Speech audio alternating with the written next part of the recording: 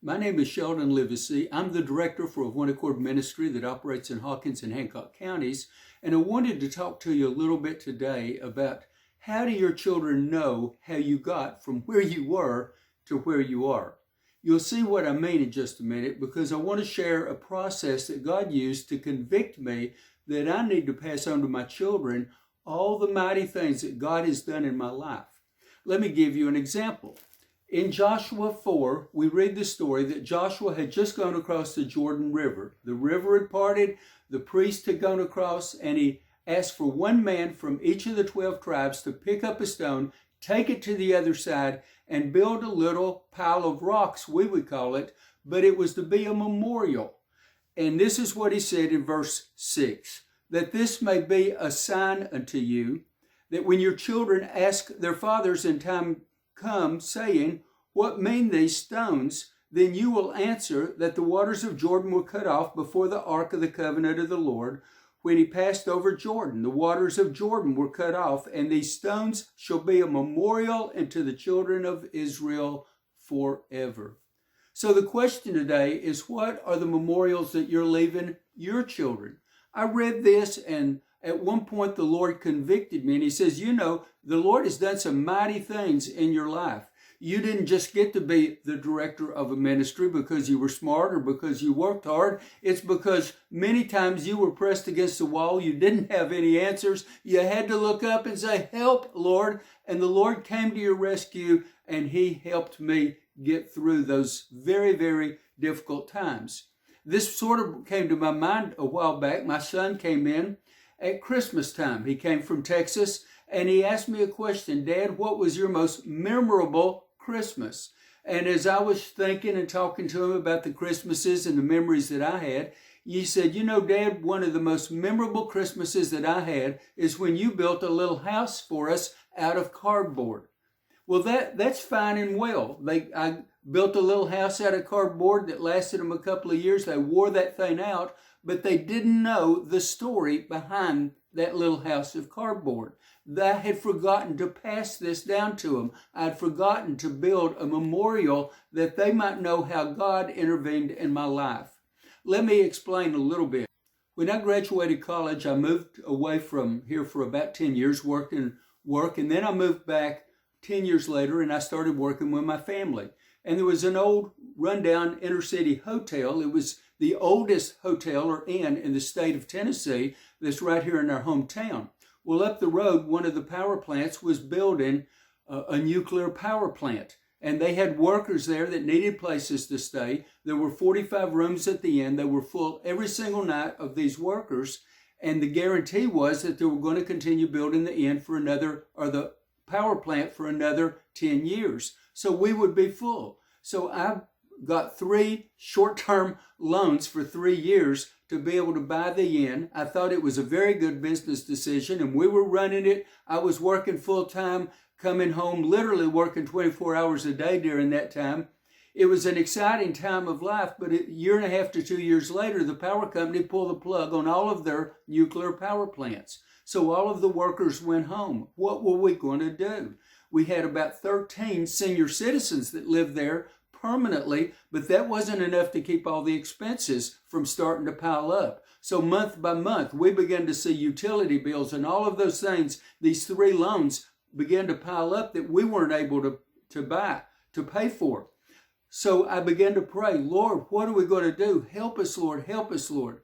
And then the Lord just gave me this idea. One of the loans was to the people that sold the inn to us, a family, husband and wife.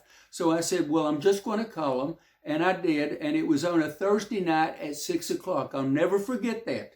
And I called and said, if you'll just come back, all the work that we've put in this for the last 2 years, we will give you. All of the down payment that we put in it, we will give you. We just don't want you to lose your money, and we don't want to get a bad name. So would you please come back and take over the running of the inn, and then you can sell it to anybody you want to and make your money back. So anyway, they thought, they called me back and they said, we're going to be on the way. It'll take us about 3 days to get there.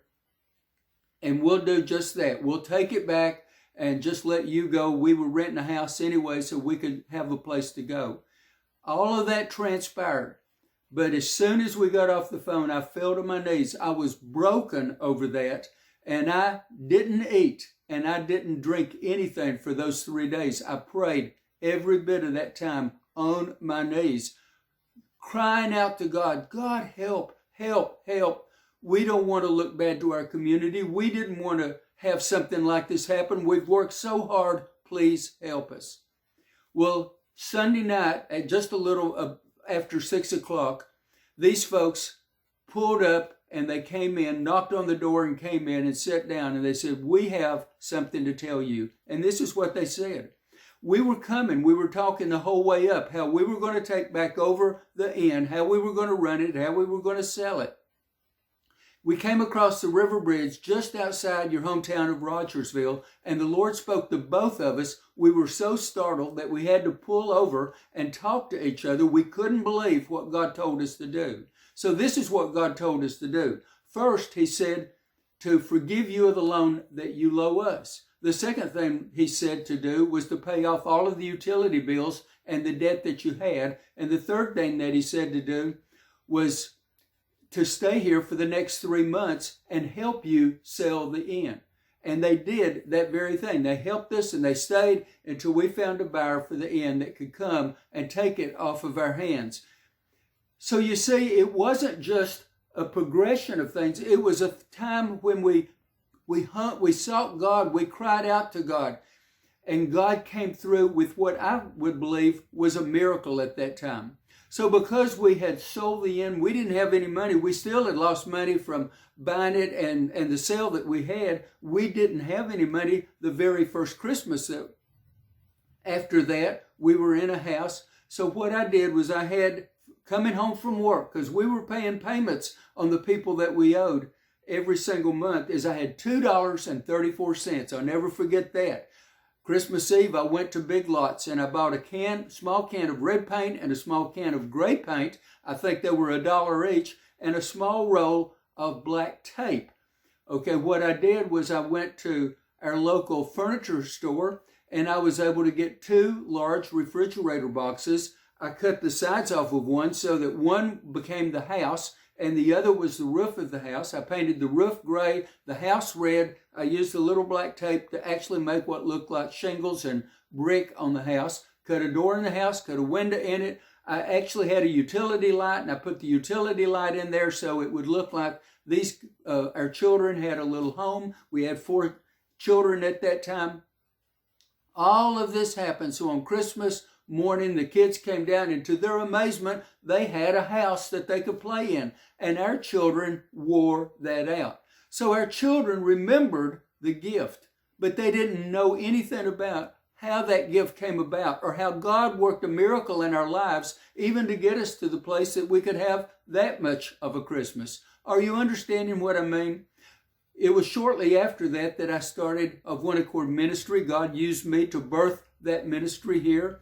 And our primary thing that we did was give away food. So for the first 8 years, I was the only one that would go get the food. I had a Ford 150 pickup truck with a camper back on it, and I'd go up the road. I didn't know anything about tires and plies of tires and things like that. I didn't know you're supposed to get special ply tires for heavy loads. So I would go down, didn't have any money anyway, so I'd go down to our local tire company, and I would look for used tires that I could get and put on there, and that's how we made trips up. So we go up and we'd load the truck with everything that we could get on it, and on our way back, it would be just about the rims on the pavement. We'd have to come back at just like 30 miles an hour to make our way all the way back so that we would be able to unload the food.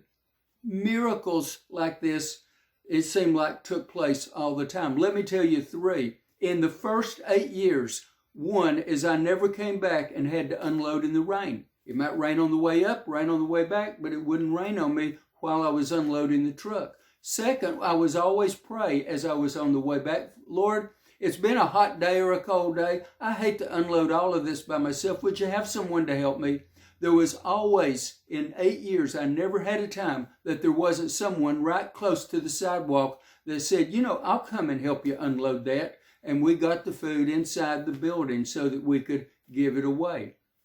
The third thing that I wanted to share, and I think this is a miracle too, it's a story, is one of the days that I came back, I had a flat. It was hot in the summertime, and the road department had just put new surface on this 4-lane highway. Is an interstate part of the way. So on this interstate, on my way back, and I had already pulled it a certain distance, and I got down in the dip on the interstate, and I had a blowout, and I pulled over to the side.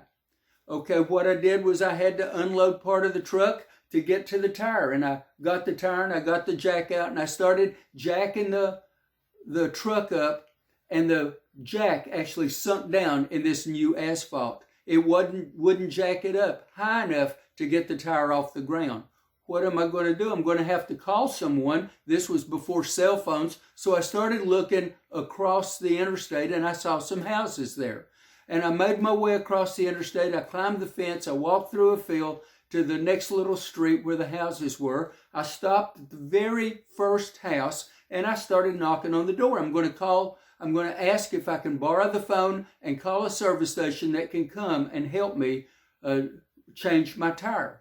So I knocked, and I saw a man come to the door. He opened the door, and I'm trying to explain what happened.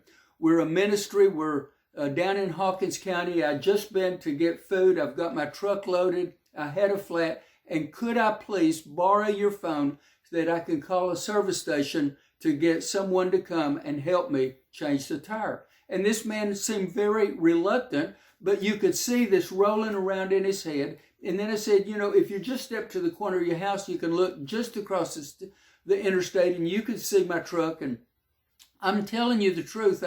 If you want to, you can call for me. I just need someone to come. I'm willing to pay. It's not that. So anyway, after thinking, he stepped out of the house. He went to the corner of the house and he looked across the interstate, saw the truck, and you could just almost hear him say, well, okay.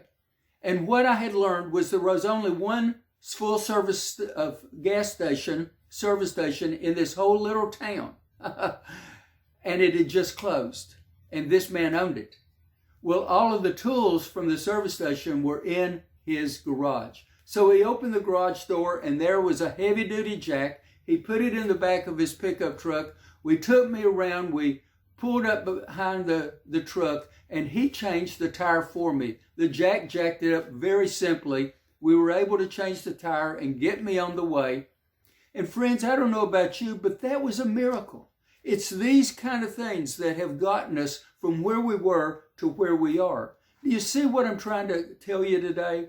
So these Hebrews that were coming into the promised land, when they got across the Jordan, God instructed them to stack up this memorial so that when their children asked them, what do these stones mean? They would be able to tell what God did. But we in America have God stories too. We have God intervene in our lives all the time. And when our children get older, they just think that we worked hard and we got to where we are. They have no idea many times, unless we tell them, how God intervened over and over and over in our lives to get us from where we were to where we are. Isn't that an amazing story? I hope this has encouraged you somewhat, especially in this year that we're in, to begin writing down those God stories, those things, so that you can tell not only to your children, but to your grandchildren. And they'll know that this God in heaven that we serve is really real, and he comes to your rescue.